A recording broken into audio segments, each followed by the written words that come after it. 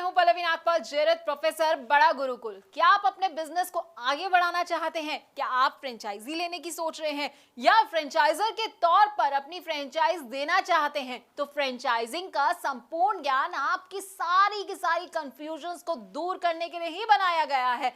इस कोर्स में हम आपको बताएंगे कि फ्रेंचाइजिंग का मतलब क्या होता है। फ्रेंचाइजी, फ्रेंचाइजर, फ्रेंचाइज, ये सारे ना बड़े अलग अलग तरह के शब्द हैं, लेकिन सुनने में एक जैसे लगते हैं। तो इनमें अंतर क्या है, इनमें स्कोप क्या रहेगा आपके लिए और इनकी क्या क्या इंपॉर्टेंस है, ये हम आपको इस कोर्स में बड़े अच्छे से समझाने वाले हैं। इसके साथ ही हम आपको ये भी समझाएंगे कि बिजनेस और फ्रेंचाइजिंग में आखिरकार क्या अंतर होता है, फ्रेंचाइज और एजेंसी क्या होती है, एजेंट और फ्रेंचाइजी इसमें क्या डिफरेंस होता है, इसको भी कवर करेंगे।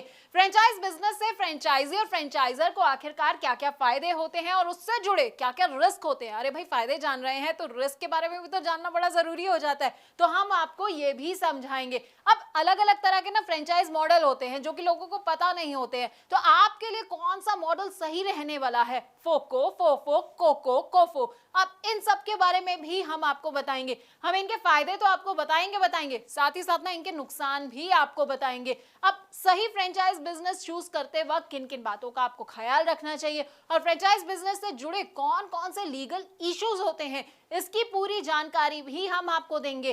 फ्रेंचाइज बिजनेस में सबसे इंपॉर्टेंट होता है फ्रेंचाइज डिस्क्लोजर डॉक्यूमेंट। अब इसके बारे में ना आपको विस्तार से अगर कहीं जानकारी मिलेगी तो वो आपको हमारे इस कोर्स के जरिए ही मिलेगी। इसमें क्या क्या आइटम्स होते हैं, कौन कौन से क्लॉजेस होते हैं, साथ ही आपको फ्रेंचाइजिंग अग्रीमेंट और उनके टाइप्स के बारे में भी हम पूरी की पूरी जानकारी देंगे। देखिए, फ्रेंचाइज बिजनेस को इवैल्यूएट करने का ना एक अलग क्राइटेरिया होता है, तो वो क्राइटेरिया क्या होता है ये हम आपको बताने वाले हैं।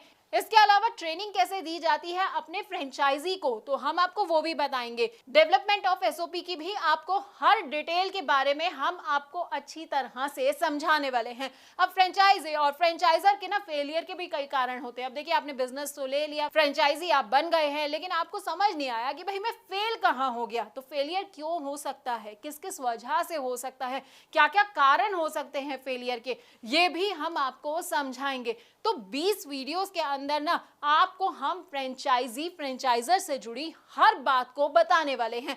अब आप ये सोच रहे होंगे कि भाई इसको करने से मेरा क्या फायदा होगा, ये सब मेरे लिए जानना क्यों जरूरी है। तो देखिए, अगर आप चाहते हैं मुनाफा कमाना और अपने बिजनेस में सक्सेस हासिल करना, तो बस आपको क्या करना है, आपको इस कोर्स को बहुत ध्यान से देखना है। इससे आप फ्रेंचाइजिंग में फेलियर से खुद को बचा पाएंगे और बहुत आगे बढ़ पाएंगे।